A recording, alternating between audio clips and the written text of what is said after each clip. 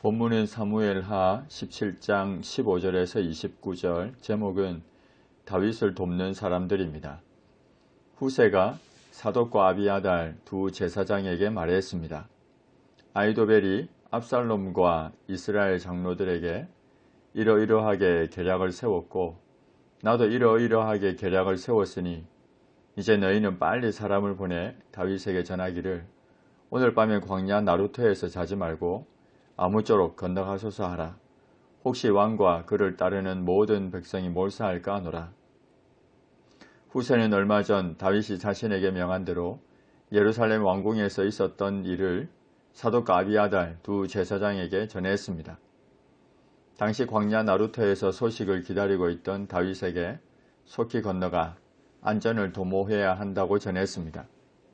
이야기를 들은 사독과 아비아달은 여종을 통해 당시 사람이 볼까 두려워 감히 성에 들어가지 못하고 에느로겔가에 머물고 있던 자신의 아들들 곧 요나단과 아히마아스에게 이야기를 전했습니다.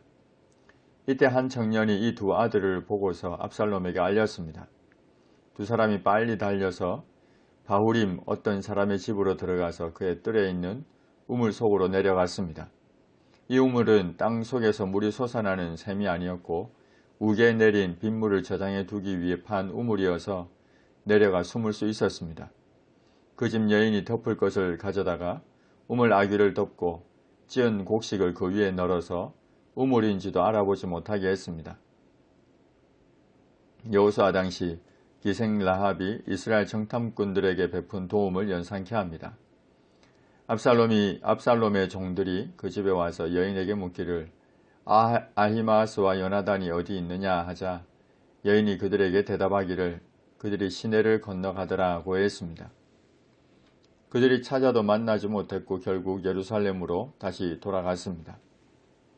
그들이 간 후에 두 사람이 우물에서 올라와서 다윗 왕에게로 갔습니다.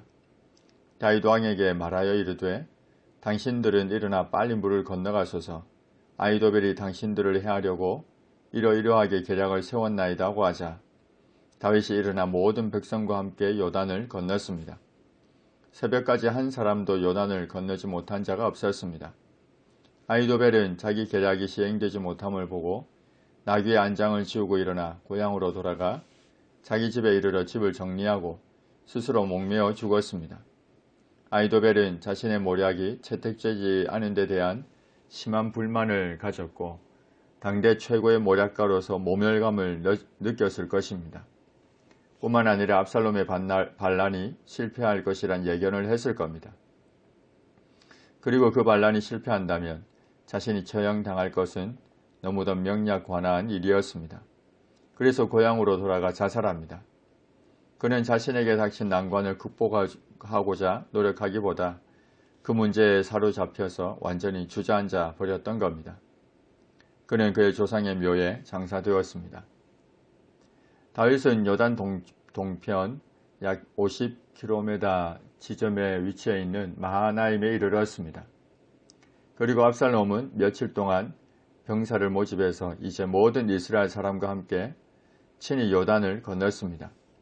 압살롬은 아마사를 군 지휘관으로 삼았습니다.